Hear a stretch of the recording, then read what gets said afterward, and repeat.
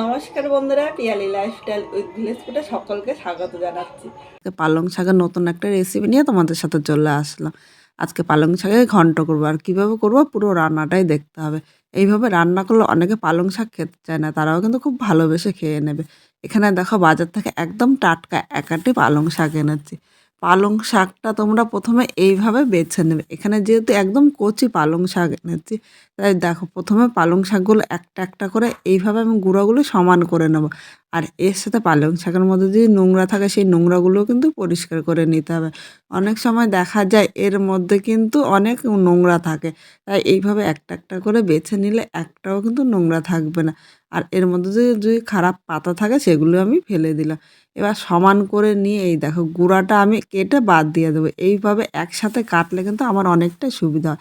আমি একসাথে অনেকগুলো পালং শাক নিয়ে কাটছি, তোমরা একটা ইচ্ছে করলে একটা একটা করেও কেটে নিতে পারো।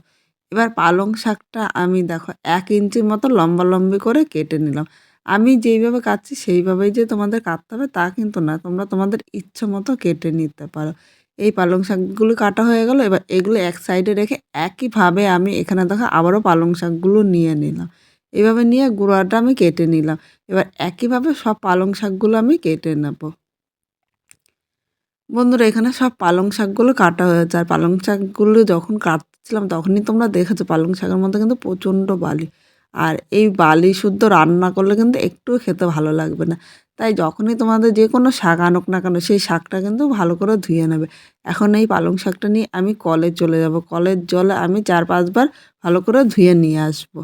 পালং শাকগুলো ধুয়ে আমি একটা সাজির মধ্যে রেখে দিই, তাহলে এর মধ্যে কিন্তু জলটা পরিষ্কার হয়ে গেল। আর এখানে কিছু সবজি নিয়েছি। এখানে দেখো সিম নিয়েছি আর বেগুনটা আমি বড় বড় করে কেটে নিয়েছি। এইভাবে কেটে নেব, কারণ বেগুনটা কিন্তু তাড়াতাড়ি ভাজলে নরম হয়ে যায়। আর এর সাথে নিয়েছি আলু ছোট ছোট করে ডুমো করে কেটে নিয়েছি, আর নিয়েছি গাজর ও নিয়েছি 4টে কাঁচা লঙ্কা।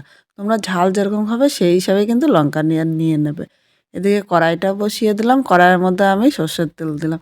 এই রান্নাটা কিন্তু অবশ্যই সর্ষের তেল দিয়ে করবো। সর্ষের তেল দিয়ে বেশি ভালো লাগে। প্রথমে তেলটা আমি ভালো করে গরম করে নেব। এখানে তেলটা গরম হয়ে গিয়েছে। এবার এই জায়গায় দেখো 1/2 চামচের একটু বেশি পাঁচফোড়ন সম্বাদ দিয়ে দিলাম। আমার কাছে পাঁচফোড়নের গন্ধটা কিন্তু খুব ভালো লাগে। 1 সেকেন্ড আমি ভেজে নেব। 1 সেকেন্ড ভেজে নিয়েছি। এবার এর মধ্যে আমি ডুমু ডুমু করে কেটে রাখা আলুগুলো নিয়ে নিলাম ও এর সাথে আমি গাজর নিয়েছি।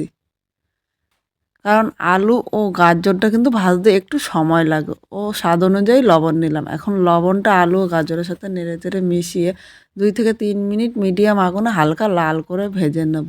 যেই সবজিগুলো ভাজতে একটু টাইম লাগে সেই সবজিগুলোই কিন্তু আগে এইভাবে একটু ভেজে নিতে হবে। বন্ধুরা এখানে দেখো হালকা লাল করে গাজর ও আলুটা ভেজে নিয়েছি, এর থেকে বেশি ভাজবো না।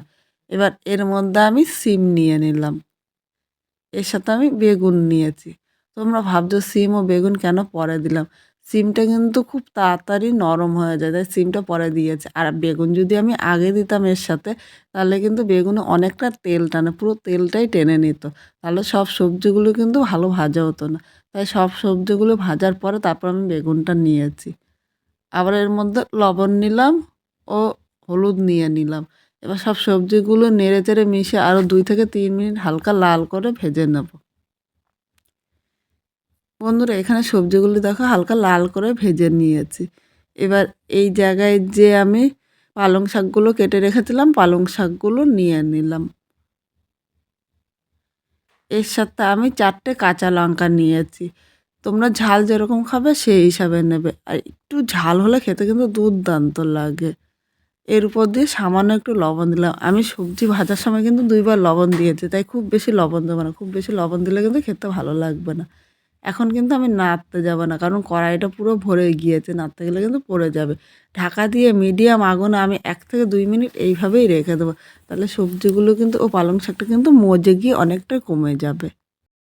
2 মিনিট পর আমি ঢাকনিটা তুলে নিলাম। আর এদিকে দেখো পালং শাকটা কিন্তু অনেকটাই মজে গিয়েছে। এবার পালং শাকটা আমি একটু সবজির সাথে নেড়ে চেড়ে নেব। দেখো পালং শাকের থেকে কতটা জল বেরিয়েছে।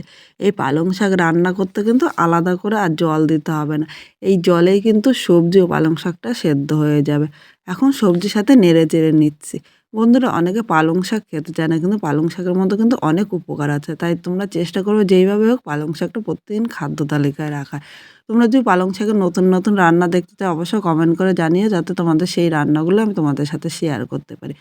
এখন পালং শাকের মধ্যে আমি হলুদ নিয়ে নিলাম। আমি কিন্তু আগে লবণ দিয়েছি, তাই এখন আর লবণ দেবো না। এখন লবণ দিলে লবণ বেশি হয়ে যাবে, তখন খেতে ভালো লাগবে না। এখন হলুদটা পালং শাকের সাথে নেড়েচেড়ে মিশিয়ে আরও 2 থেকে 3 মিনিট রান্না করে নেব। এখন কিন্তু আর ঢাকা দিতে হবে না, কারণ পালং শাক ও সবজিগুলো কিন্তু সেদ্ধ হয়ে গিয়েছে। আর আমি জল দেবো না, এই পালং শাকের যে জল বেরিয়েছে সেই জলেই কিন্তু আমি রান্না করব। বন্ধুরা প্রতিদিন তোমরা চেষ্টা করবে খাদ্য তালিকার মধ্যে পালং শাক রাখতে, কারণ পালং শাক কিন্তু অনেকটা উপকারী আমাদের শরীরের জন্য।